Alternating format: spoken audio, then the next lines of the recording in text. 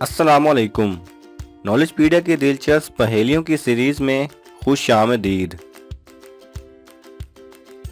पहेली नंबर 1।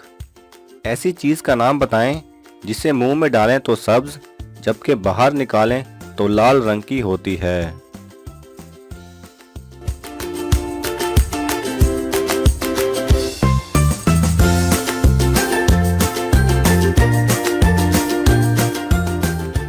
सही जवाब है पान।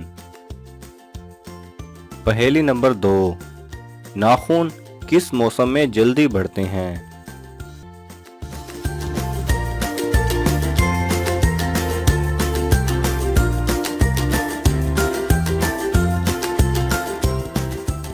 सही जवाब है गर्मियों में।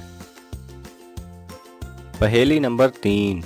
वो कौन सी चीज़ है जिसे हम खाने के लिए लाते हैं लेकिन खाते नहीं?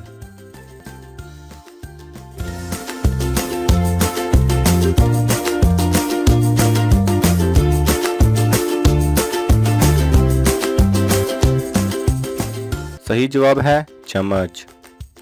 पहेली नंबर 4। ऐसी चीज़ का नाम बताएं जिसमें से धुआं निकलता है लेकिन वो गर्म नहीं होती।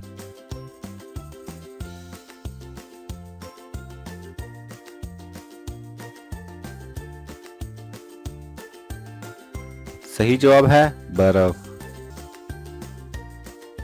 पहेली नंबर 5। वो कौन सी जगह है जहां बड़े से बड़ा मुफ्ती भी नमाज पढ़ाए तो भी नमाज नहीं होती?